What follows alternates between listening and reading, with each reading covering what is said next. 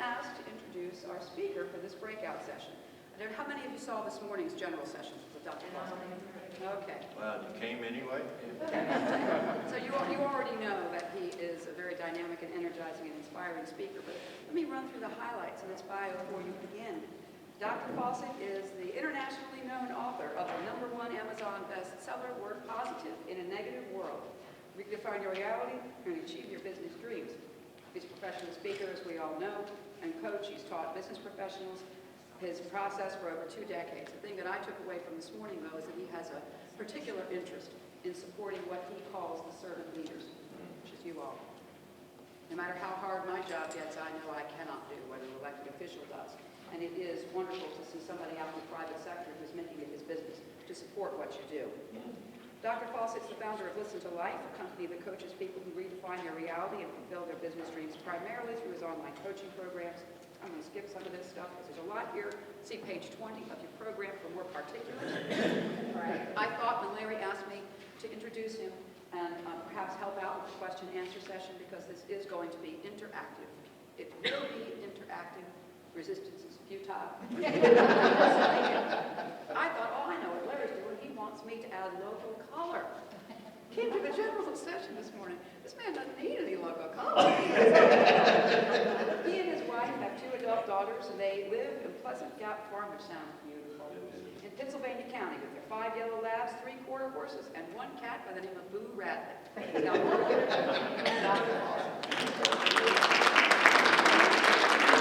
I told you I'm a hugger. He said just spontaneously hug. No, you didn't, Pat. But then I'm thinking of hugging and returning. Is there a lawsuit after this? No. I've learned some of the harassment laws, one of which is to say harassment instead of harassment. harass. That's right. Yeah, I can't say that. She said it first, so it's okay, right? Thank you very much. Can you hear me okay? Is the microphone working? Is it necessary? Is it okay for you? Okay. Does it boom too much? I have been turned down before. A little bit's down. What's that? A little bit's down. Well, let's see here. Yeah. Speak up.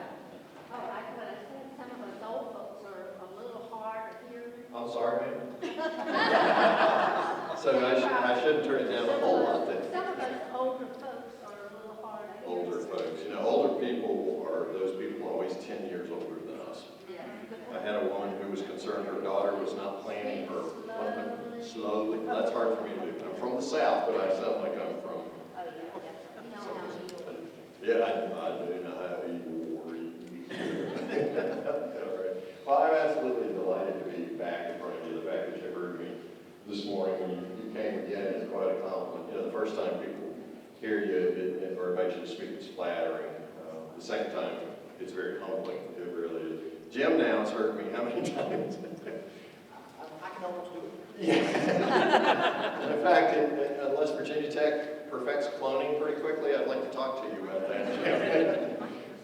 As I said this morning, the good fortune for me was to meet Christine first, and that's how Jim and I met when I did a gig for the Henrico County Public Library System. So, and Honey met Christine this morning and agrees with me that meeting her first was indeed a great stroke for both of us.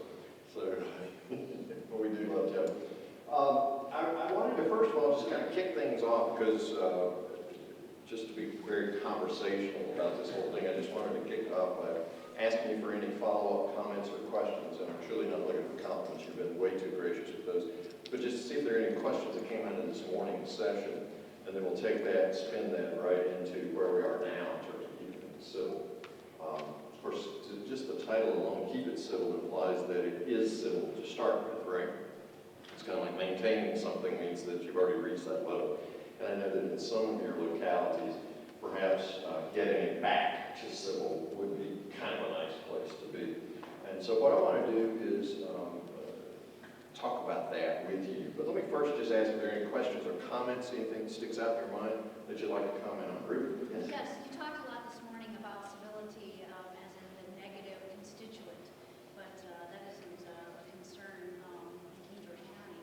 Constituents are actually wonderful. Good. You don't have evil vampires in King George. Negative colleagues. Oh, negative colleagues now. Nervous laughter, nervous laughter. Now, by colleagues, you mean fellow board members? Board members, What okay. happens is you vote them out or they age up. Okay.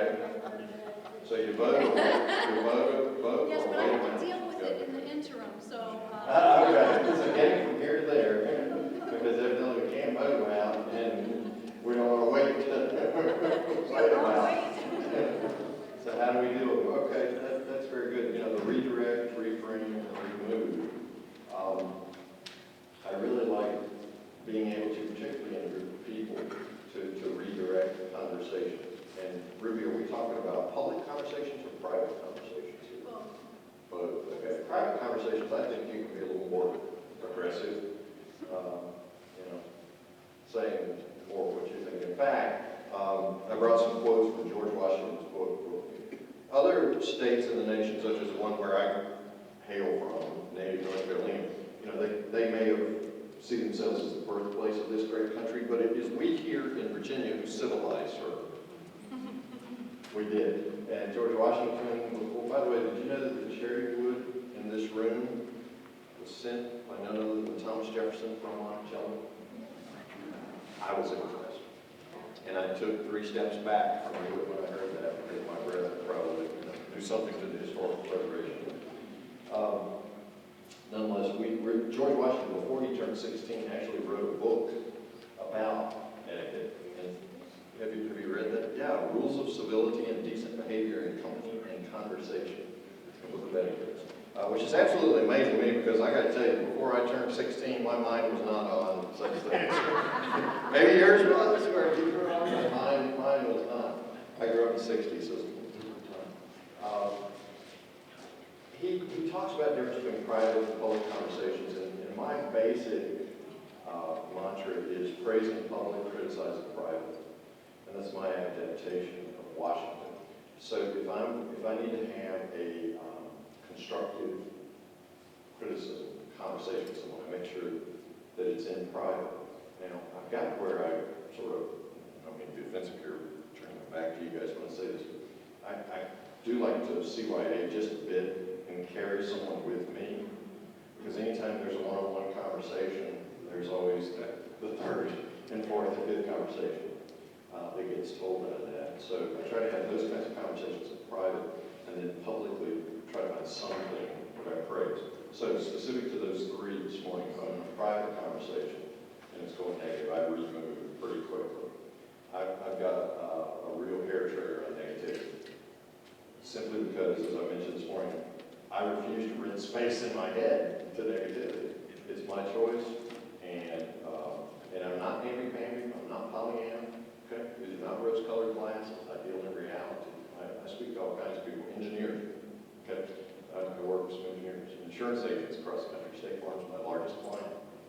Okay, they're a Fortune 35 company, and I travel the country, crisscross the country, working with these people. So we deal in reality. But I just don't have any time for people who don't want to be a part of the solution, who want to go on and bewail the problem. So in those private conversations, I have a hair trigger on removed. And my stock phrase is, you may be right. And they may be. I have to, in all honesty, hold out the fact that I have a 50-50 chance of being wrong. Okay? I don't think I am. Honey lets me know when I'm wrong. It's a great thing about having a partner for that long. But in private conversations, I remove as quickly as possible. Now, in public, I try to redirect or reframe as much as possible. Some people just aren't going to get on board. And I so much choose to build critical mass out of people who want to be a part of the solution, who want to move things forward. And I love the European presidents I mentioned this morning. They sold a ton of books for me. Who is on the train and who has our county's mission, vision, and values, or our company's mission, vision, and values at heart here? Who's working as a servant leader for the betterment of this community? And those are the people that, just get out of the way. We'll always have yours. Does that make sense? Okay, sure. Follow-ups on this morning, anything? I have a question. She's talking about her fellow board members. Yep. She deals with negativity and people that are rude to the, meetings when they're public speakers and so on. That comes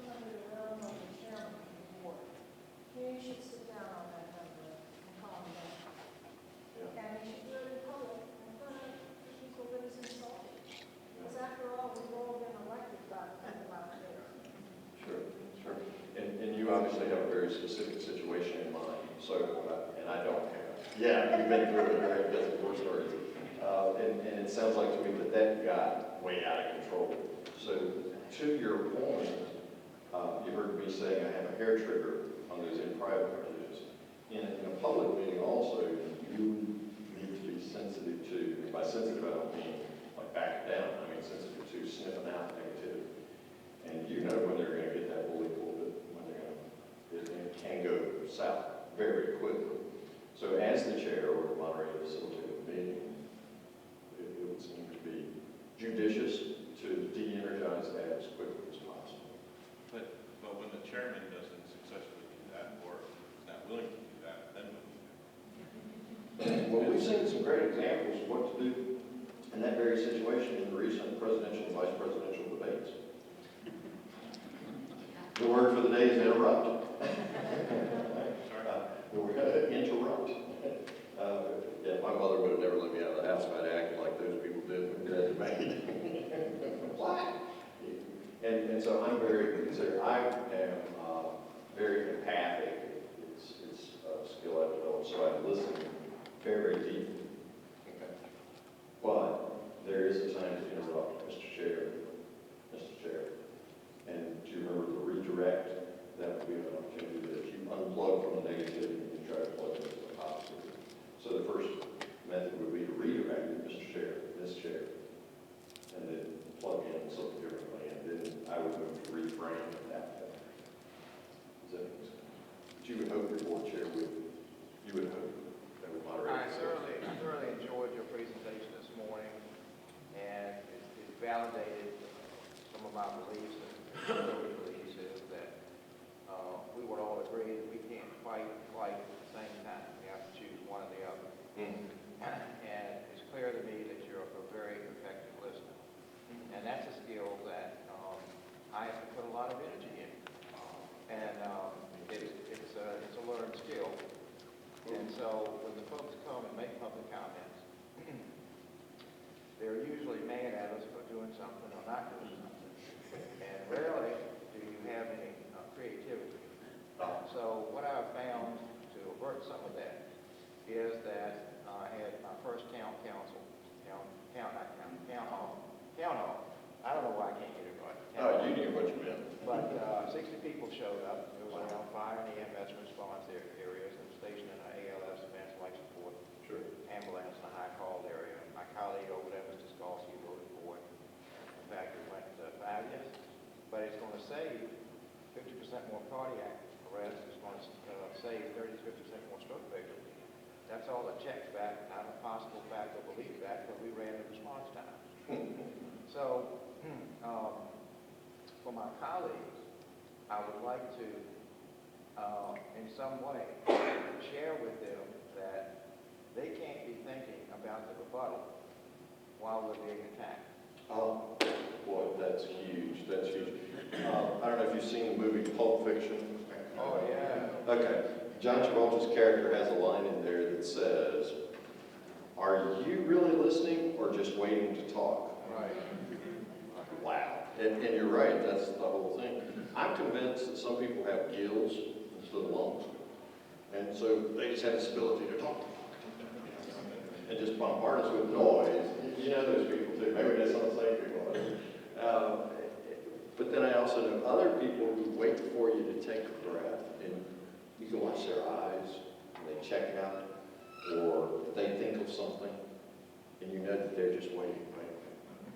So let me comment on several levels to what you said. Listening is one of the most difficult skills that we can develop.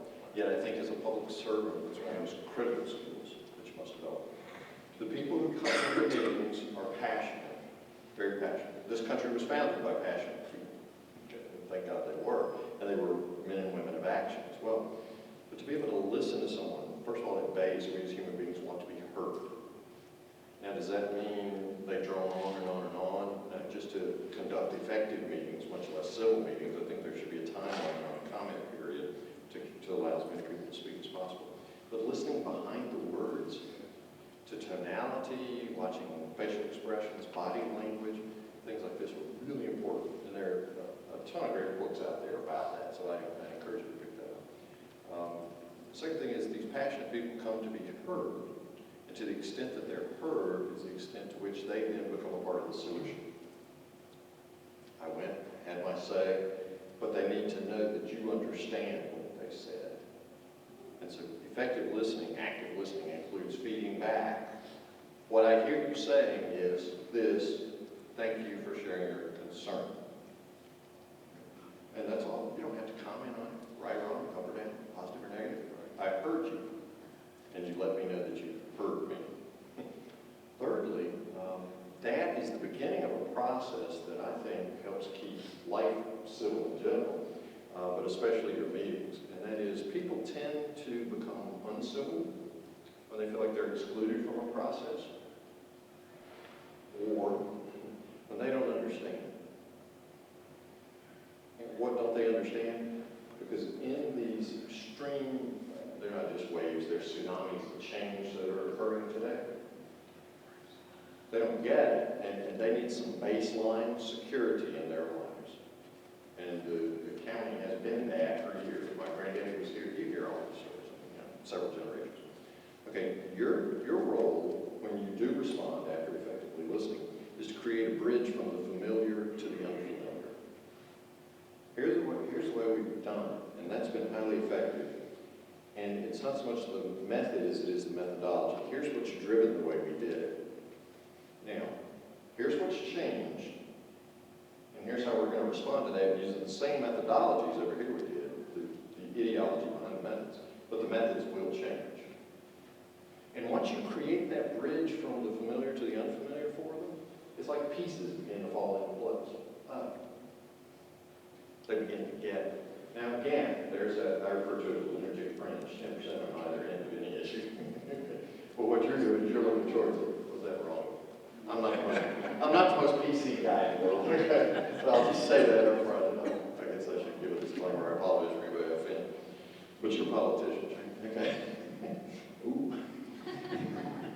The 10% lunatic fringe, there's always going to be so out there. I mean, you heard Bill Howell, which I thought was absolutely hilarious, talk about herding cats this morning. And then PETA called him. I thought that was hilarious. I'm expecting the funeral directors and Undertakers Association to threaten him. But anyway, so you got that extreme fringe, but what you're looking for is to build critical mass out of that 80% in the middle, if you will. And ensure there's going to be a range of ideology there. But I'm convinced if you build that bridge from the familiar to the unfamiliar based on here's the methodology that drove the methods of the familiar, and we're taking that same methodology over to the new. Okay. By the way, the word transformation, people seem to have a little easier time with than change. So maybe that's a semantical game, but it does seem to, we're going to build on the strengths of what we've done in the past. So you listen, and you listen effectively and empathically, and then you build that bridge from the familiar to the unfamiliar when you do respond. Because it's that insecurity of change. Think about all the places they're experiencing change anyway. In their jobs are no longer what they once were. Probably in their homes, someone's either died or a child moved away. I know in many, many counties in Virginia and in other nearby states, the metropolitan centers have kind of become population magnets.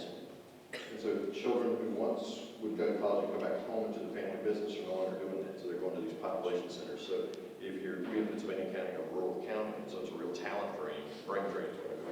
When we see our talent going to other places like Blacksburg, Charlottesville, and down in Carolina, and Raleigh, places like that. So you see how much stuff's changing around?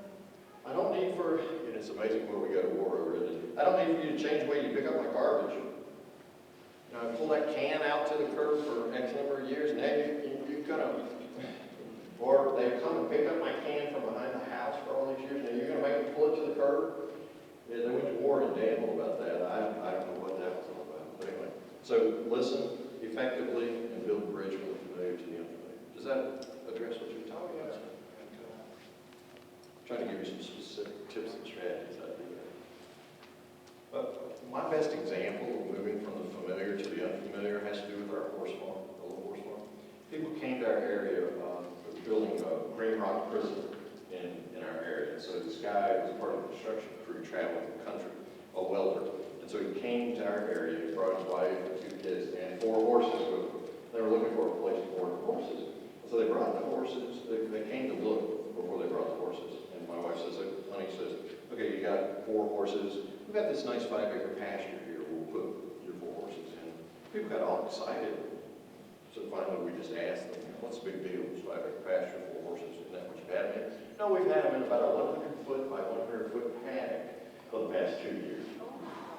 Now, you don't have to be a horse person to know 4 1,200-pound animals in a 100-foot by 100-foot area for 2 years.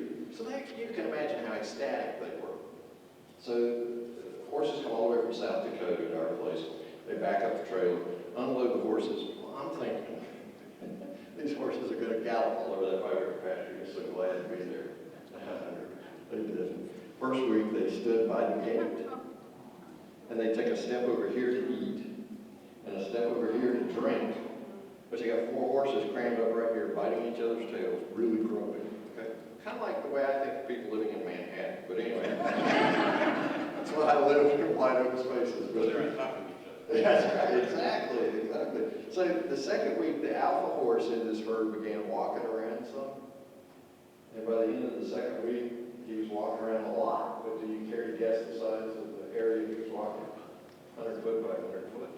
The third week, by the end of the week, he had walked out to about 175 feet, discovered that a Virginia bear was not going to eat him, and took off running for the fence line out of the road.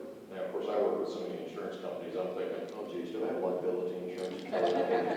He's going through the fence, and a truck's going to hit him, and I got to buy a truck and a horse. And fortunately, he stopped right at the fence line, turned around and nickered to the other 3 horses, and they joined him. And from that day forward, then they enjoyed the entire 5 acres. But how long did it take?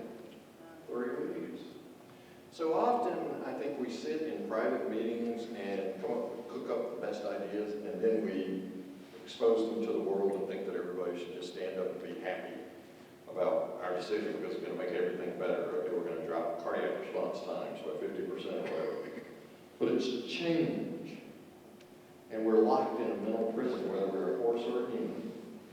And we're going to keep walking that same path. We will choose the familiar, sir, even if it's miserable.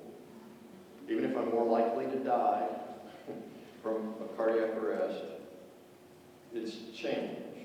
And so walk me through, build me a bridge from my 100-foot paddock to my 5-acre pasture. Build that bridge for me, and then give me some time to get used to the idea. Town hall meetings, build some collaborative explanations so that I can understand. Thank you. Other questions or comments we can piggyback from this morning into now? Just to kind of add, so what you were just saying about that, Please. in the marketing classes that I share with people, oftentimes it takes 7 touches with information before people really get it and can engage in it. So if you're putting information on a website, if you're using social media, if you're making a newsletter, if you're talking one-on-one, if you shared it at your soccer field or wherever, however they hear about it, they generally need to hear it 7 times. At a minimum.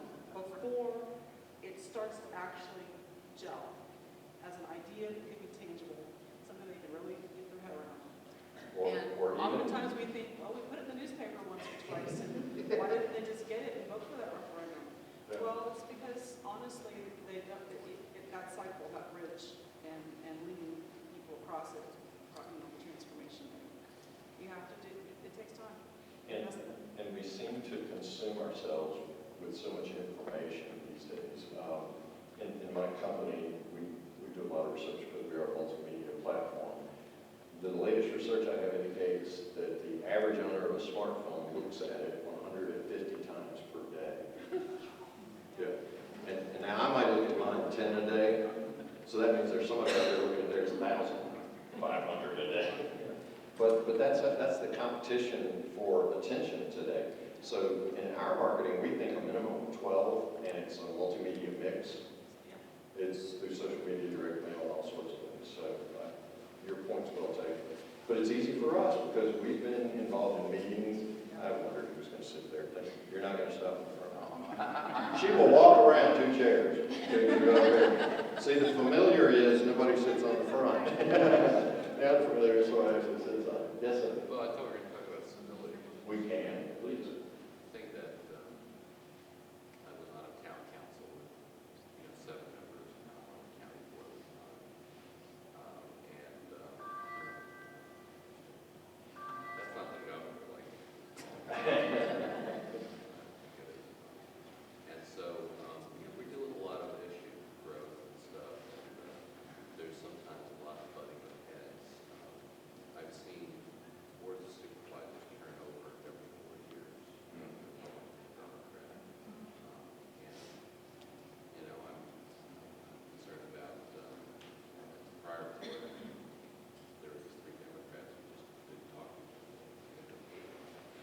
Three people in the same car did not speak. Could you repeat his Okay. comment? You know, Okay. sometimes, you have these long meetings, closed session, people can sort of open up and start to say certain things, because it's not there at the dais.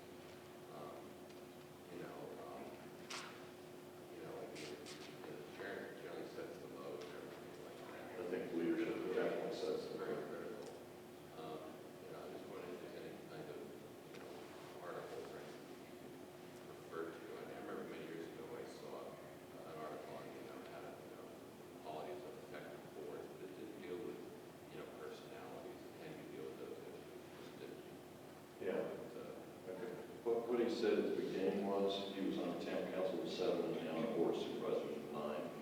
And We had tensions on our town council because we had people who were of different, political persuasions, even though it was nonpartisan. So, but even within the partisan lines now, we've recently seen people not speaking. well, not just yet, but I always fear that because I saw it happen with at least one Republican board and one Democrat board where there was breaking out of person, Yeah. That's a really big question, and I think very effectively asked. First of all, if you'll go in and Google civility and public meetings and things like that, the name of the program, maybe Larry remembers it, can help me with that. There is a public policy forum type program out there in which you can train your board in civility. And I apologize, I'm just blocking on that right now. If you Google that, you'll find that. civility is one. The civility in boards or civility in public policy. And I'm sorry, I met one of the persons who actually read it, but I'm not old enough to be a senior yet. But I'm having one of those type moments. There's not enough caffeine. You remember it, thank you. No, I was going to say International County Managers Association also has board council relationship type workshops and seminars and webinars about that very thing, how to kind of facilitate the relationship between your board members so that it's civil. And that's my first recommendation, is that when you're onboarding members, that there be a training process. Yeah, I know. Well, I'm sorry, we're going to unvote you in because you didn't go to me. I understand. You can only work with people who come to be a part of the solution, right? Another thing is this whole movement towards partisanship. You said something about we voted out Republicans, voted in Democrats, this kind of thing. We're seeing that. Yeah, we're seeing that really happening more and more in some places. Partisanship is a reaction to the rapid rate of change our country is experiencing right now. Partisanship is familiar, and our minds always move towards the familiar. And so I need some security. I need to know. It's why incumbents win over and over and over. Because I might not like everything I've got now, but I'm sure not secure in what's coming. And so it's difficult for a challenger to be elected. I mean, you just go run the numbers. It's very challenging. I think leadership is the key. Now, I teach for the University of Richmond, of course, in leadership and ethical decision making. I do leadership development with business owners and corporations across the country. But I truly think leadership is it. How do you require somebody to come to training? I don't know. How do you require board chairs to go through this type of training? And the key ingredient of what you're talking about here for me is, what is the mission and values of this county? What are our primary goals? You do a SWOT analysis or something like that. What are we focused around? So that we have some goals toward which we're all working. And we're not going to all agree how to get there. But without a clear articulation and understanding of the goals for this county, you fall into this kind of petty bickering that's ego-driven. Does that make sense? There's got to be a common good, a common goal bigger than any one of us. So those of us on board who are moving towards that, and our language, we're listening effectively, and our language is building a bridge from the familiar to the unfamiliar so that we say, well, here's where we're going in XYZ County. These are our challenges, and here's how we're addressing them. Then those who are given to the petty bickering all self-select out of the process. And you just hope the great citizenry sees they're ineffective in their leadership and votes them out. So building, again, that critical mass towards something that's bigger than all of us is instrumental in keeping, and that happens out of leadership. Well, we all have district-specific issues, and in diverse counties, where you have an urban area or a rural area, And issues conflict are different. too. You know, what I'm finding just so far is that there's not a lot of sensitivity towards some of the more rural areas in our county and their needs for services and stuff. And it concerns me. And then for some people who want to get what they can get theirs, and I don't know how willing they are to get, because we do have conflict, we do have, Sure. majority, we have one party now in control, so we should all be on the same page. We are on the bigger issues, but there's some little issues where I'm a little concerned about. As you can see, I'm very frank. Maybe I should be. There's no YouTube here. You videotape and I'm sunk.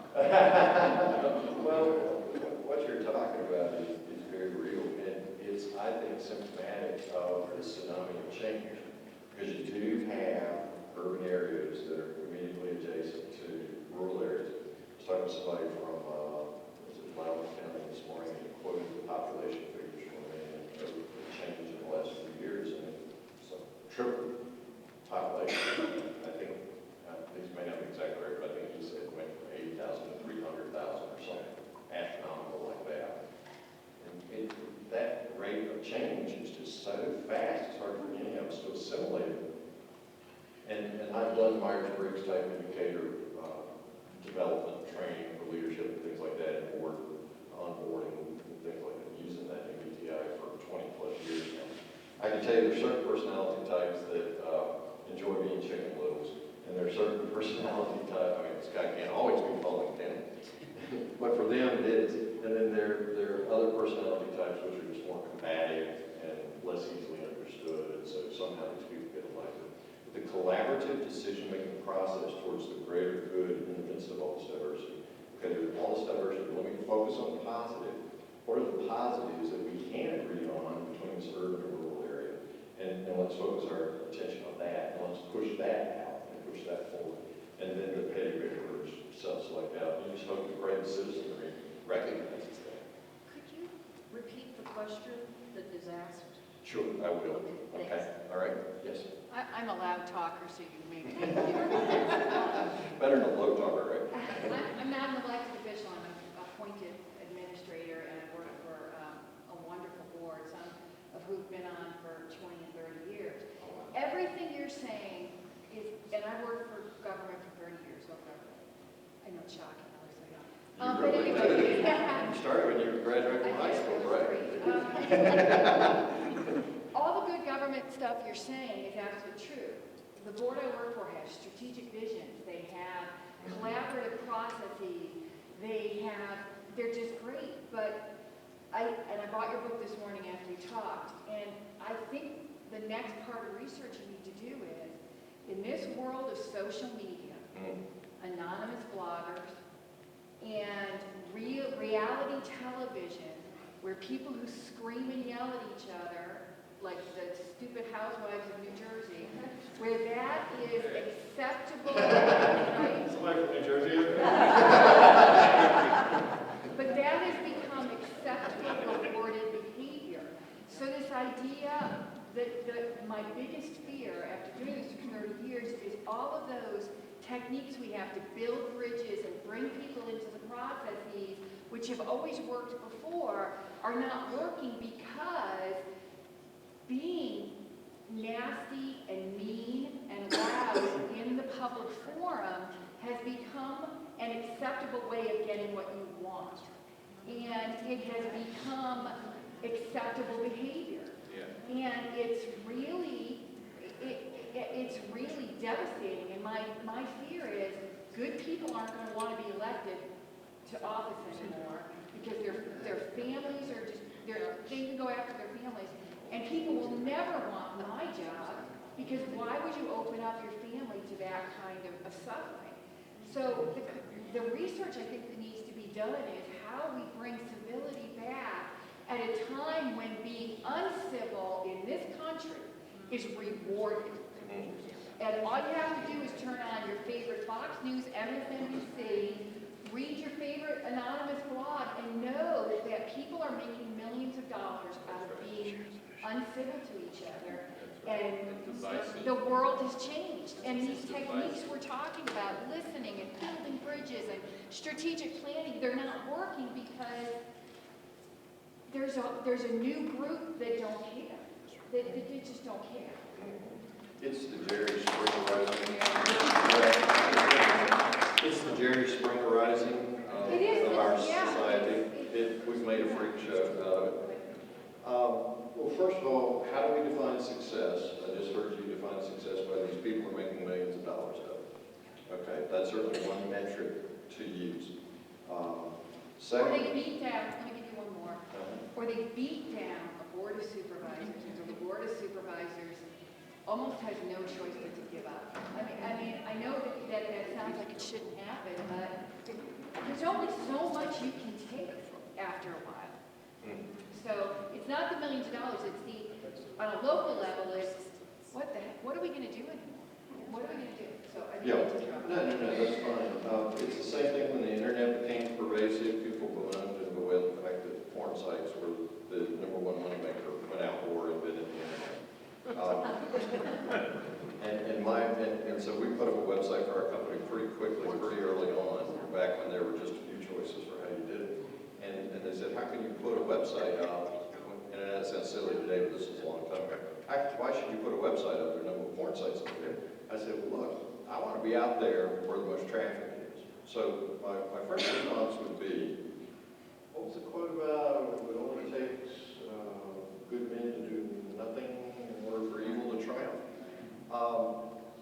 Take your passion about what they're doing to your board of supervisors and redirect that into using social media and other things to take the game right to them. Anonymous bloggers are by and large cowards. Let's call them for what they are. Okay? Let's just stand up in a public forum or on Facebook or on YouTube or Twitter. And look, I've got more friends than any middle-aged guy should on Facebook. Okay, we've got Twitter followers all over the world.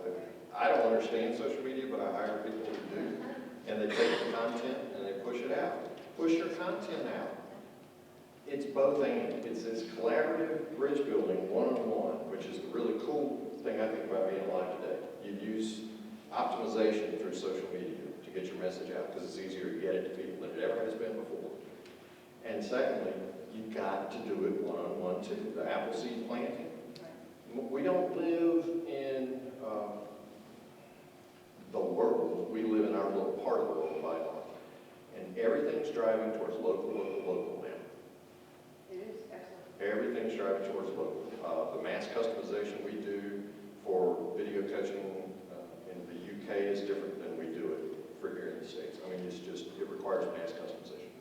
Take the message right to your people. Set up Facebook fan pages, discussion boards, whatever. Your own blog, would you ever consider yes. that a county should do its own blog? Absolutely. I would love to see the chair of your board doing a blog. I would absolutely love to see that. And look, you've got enough county support staff. Yeah. Well, it's not as hard as it sounds. No, but you're not saying that one member of the board should do a political blog on its own. What you're saying is have a blog that is our county blog. Against our county message out, which is however the majority of the board votes, that's the county message again. Absolutely. And see, I'm very sympathetic with, and I understand the Jerry Springer Rising of America, but I have empathy for people who will not respond. Because again, you're not doing good, you're allowing evil to triumph. So yeah, the chair blogs, and that's easily done for minutes. There are people on staff in the county who can craft that message, put it out there, and there's the chair's smiling face, and it comes out once a week. Here's what we did this week. Here's how we did it. Did you know that X number of tons of refuse didn't go in the landfill because it was recycled and it generated X amount of money for the county and things like this? Getting the positive news out there. It is easy to do. Facebook is so easy. A blog costs you nothing. WordPress might cost you something, a TypePad, things like that. Seth Godin's the largest marketer in the world. He uses TypePad, absolutely free blog services. A question You've about got to take the message to them. Focus on the positive, filter out the negative. Can you, if we do a blog, and I think it's a great idea, can you disallow, like the papers have lately, can you disallow anonymous comments? What you do is you edit the comments as they come in.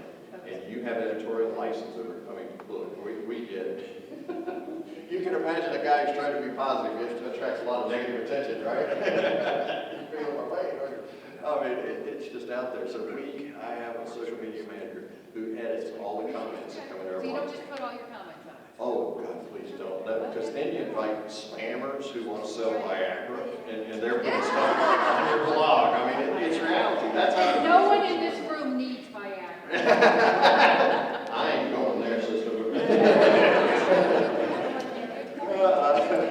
But there are plugins on WordPress and a typepad so that you approve, and that's the word. You approve every comment that comes out. But take it to Twitter. We talked about Twitter this morning. Yeah, you can, Twitter with the younger generation now is even more popular than Facebook. The number one user of Facebook now is a female between 35 and 54.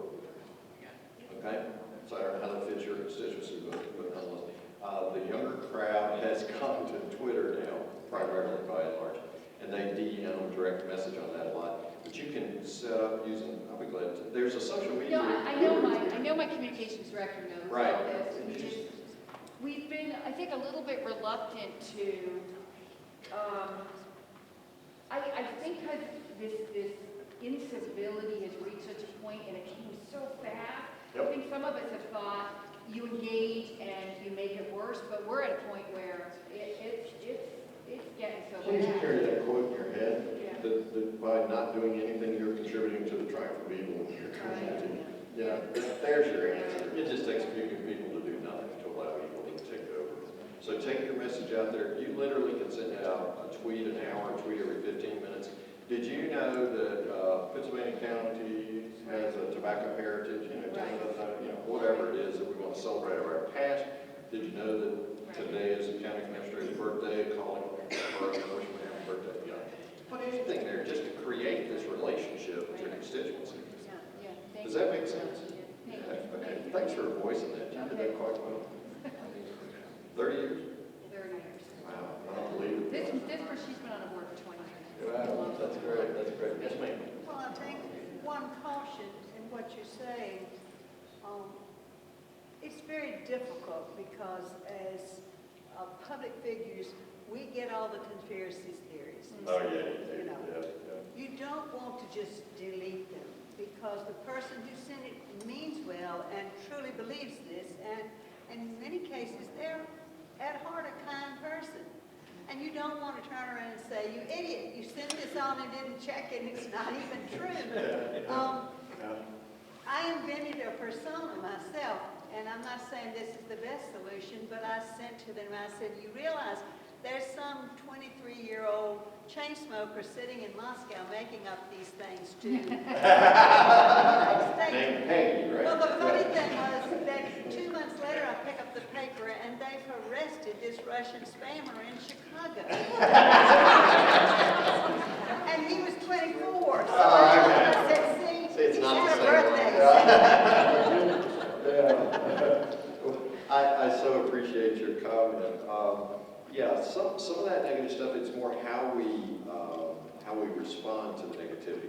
So some of that you do want to approve or comment in order to give yourself an opportunity to respond to it with reality. Because if it's on one person's mind, that myth may be on another person's mind. Because you don't want to make somebody seem like an idiot or a liar or whatever. They've gotten this message on the internet. You know how the things come about, who was that atheist woman? She's Madeline O'Hare. and they're still out there. Yeah. Something's been going around since 2004 and they changed a few words. Yeah. You don't want to hurt somebody's feelings and make them seem dumb. Right. You've got to say, we all fall for these things. We do, and refer them to a website like Visit Snopes or something like that, and just say, check this out there, here's what I found when I checked it. One thing is some people do not mean well. Well, that's a different issue. I mean, I love your heart. Your heart is so pure. And I would want to be your next door neighbor. Because I got a feeling I'm getting out of the highs and things like that, but you just are awesome. there's some people who just don't mean well, who love watching a fire burn, just to watch fire burn. And it's those people that we use this editorial comment on because it's just so wild. But you're right, county organizations are known by how they respond to some of this negativity. And when you read the same comment several times, you think, okay, well, maybe there are more than 2 or 3 people thinking this, so let me allow this to pass through onto my blog, and let me respond with the facts. And then you create a dialogue and a conversation, and this is a collaboration bridge building that we want to see happen. Brenda? Yes, I'm in my first year on the board of supervisors, and I expected when I came into this, what you have to deal with as far as the citizens. But what I did not expect was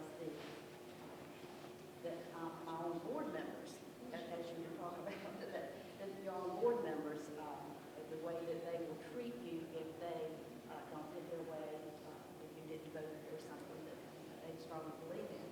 So as the new person on board, and being the only female too, trying to deal with 6 gentlemen, I have proposed a code of ethics because of just the way everybody has been acting. So I would like to have some input from somebody here. My proposing this code of ethics has not been popular. I've been in your shoes. I do the same thing. My chairman's sitting over there, and he can tell you. He supported me. Well, what I mean, in all defense to what she's saying, Well, it's all in how you come on the board. If you come on the board as a new member, be humble and come in and learn, and don't come in and try to take over right away because it doesn't work that way. You turn a lot of people off. Thank you. All right, brother. Well, because of, and it wasn't just to me, the treatment is, Oh, it's been going on for years. It's not just with her. I have to have first So hand I knowledge of that. present this, and then there's resistance, and the very ones who need it say we don't need it. And so we are going to be voting on it pretty soon. And I don't know whether it passed or not. And I contacted many of you, you may remember, and VACO, to get some samples of code of ethics and find out who has them and who doesn't, and then how do you enforce them. And so I would just like some input from those of you that do have a code of ethics and how it's accepted, or and if you have had to take action on the way it's come back. But the code of ethics is only as good as the people who, so enforcing it is really challenging. But it's like any other contract, the extent is only as good as the people who are signing it for the agreement. First of all, let's get back to live meetings. So live meetings, okay. Live meetings, because a board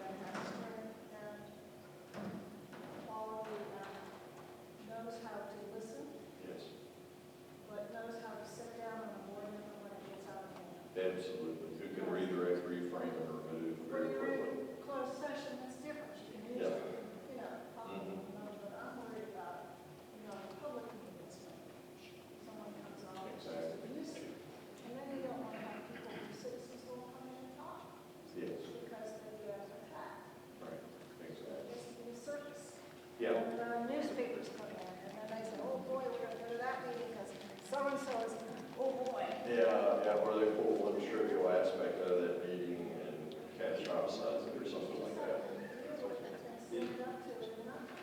It really does boil down to leadership, and as a board member who may not be a leader on a board, your board chair is going to benefit from you going to him or her and saying, I'm uncomfortable with this behavior. Can we draft a different way of having conversations within our board and with our constituents?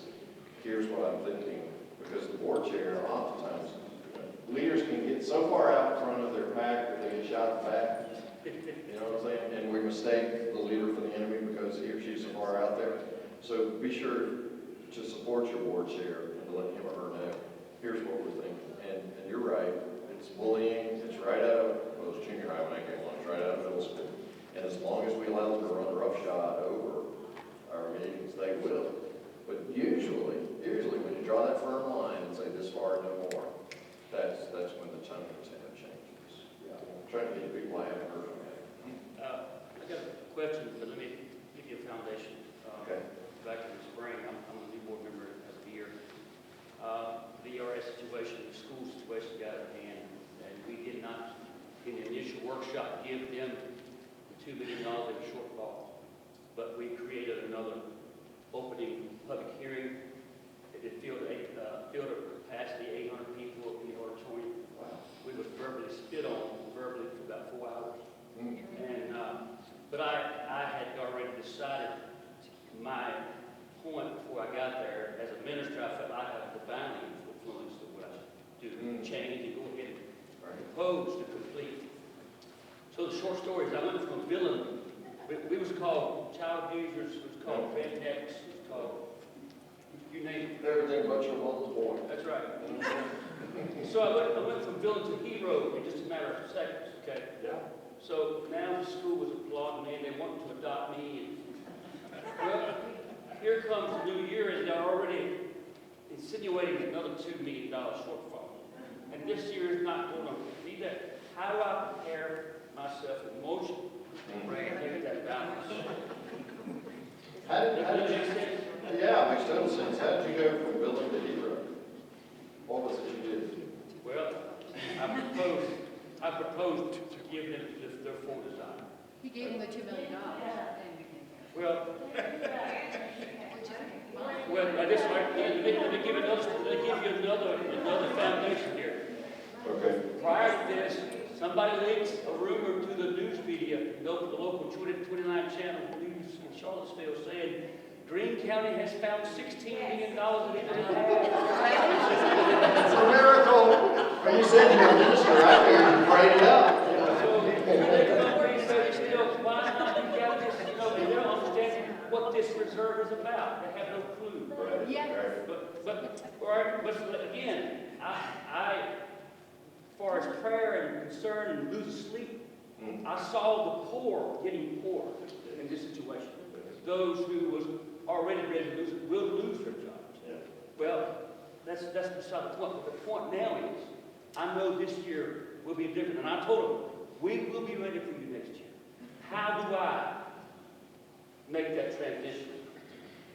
Sometimes you're the windshield, and sometimes you're the... Or as a friend of mine told me one time, he said, Joey, sometimes it's not a matter of whether they spell, I won't say the word, but with a capital B or a lower b, lowercase b.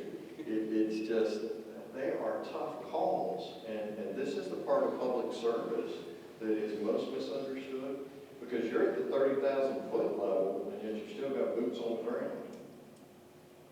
You're seeing the big picture, and so, again, information dissemination is huge. Building the bridge starts now. You started last year, that was outstanding. You go home and start now and build that bridge from the familiar to the unfamiliar. We were able to do that last year because of these things. Here's what's changed, the tsunami of change that is beyond Greene County that we do not have our hands on. I can't control what's coming out of Richmond or Washington. Here's what's coming our way. Here are the shortfalls. And here are the decisions we have to make. And we'll lay them out there for them. possible and as often as possible. I think in 7 terms times. of 12 touches, you figure 12. So you start having meetings now to prepare this and invite public discussion and town hall meetings of ideas. We're the board, we have to make these tough decisions, but we want to hear from you. And you get them involved as soon as possible. Obviously, you know how to pack an auditorium. So you get as many hands on deck as you can. Now, in terms of your own emotional stability in the midst of all this, that's a real challenge. But I'll tell you this, my friend, the mark of a good leader is to be able to stay focused on the goal in the midst of emotional mutiny. Well, I did congratulate my board colleagues. We all take resolve. And I believe the chairman probably should have hit the gavel a few times. But we all stayed you know, calm and civil in an uncivil situation. So It also helps to have police in the room. We've had that happen. don't worry, I know the sheriff. Yeah, just the sheriff and the deputies being present at the meeting. Right. Thank you much, Doctor. I appreciate it. Hey, I'm glad you did. We've got just about 5 minutes left, and so, yeah, I think time passes quickly. So let's get maybe one more topic, and then I was just going to say, in the civility, we crafted a civility policy from George Washington, yes, Integrity Virginia Foundation and everything. absolutely. And we also print that civility policy to the public, and it's on the agenda, the head of the agenda, people that are coming to speak to us and so forth. So even if they don't abide by it, at least hopefully they scanned it or read it, and have some sense on it. This is So part they're of defining the space. right, exactly. You're setting the framework Just for the don't print discussion. Thomas Jefferson's. Uh, They can really go at each other. Do you have people reserve a place on the agenda to speak? Yes. Things like that. I think that's critical, and I would encourage you We also to. have a 3-minute time Yeah, clock. absolutely, 3 minutes is And fine. sometimes we let people extend beyond that. Yeah, but just set an egg timer that's really loud. And now we actually have a sophisticated little lighting system. Yeah, it's off the microphone agreement. I would suggest if you're requiring them to notify you of their desire to speak at their place on the agenda, that you mail them a copy, email something, a copy of your civility statement. But it's right on the, it's on the form that they have to fill out. How many touches? Minimum of second. Oh, Send well, it doesn't cost you anything to send an email, just well, I mean, email. they do it at the night of the meeting, I mean. That's great. Do it the week before, too. And just as soon as they sign up and get approval, boom, you're sending No, it no, I mean, back. they sign up in the evening, Oh, the night before. just in advance of the meeting, they sign in. Gotcha. Well, it'd be great if the chair from time to time can say, now, Mr. Smith, you did read, I mean, before Mr. Smith even starts, you did read our civility We statement. don't really have any problems, I'm just trying to help them. Right. It solved the problem that we have. Absolutely. And then, good, mentioned about 80%, working with 80%. With the board, when you have 1 or 2 people or 3 people, whatever, you begin to start to create some synergy there between a couple of people that, in terms of stability, in terms of politeness, Right. and so forth. And over time, you can get the group to get larger and larger, and eventually everybody either has to play or they're going to be against the majority. Good critical mass. But it takes time. It does. Culture change is the hardest of all. And you mentioned the Myers-Briggs. Myers-Briggs is kind of an interesting thing just to do, It is. and get, so people have some understanding of different personalities.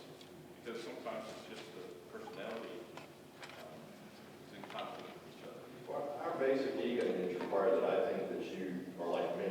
And so I assume that everybody's going to react like I do because I'm right, right? Yeah. Exactly. Yeah. So yeah, understanding where somebody else is coming from is a You huge just deal. raised a really good point, I think, that goes back to the code of ethics thing. I think the term code of ethics is a very charged phrase. I think the board I work for has rules of procedure, and every year the county attorney works with them to update them.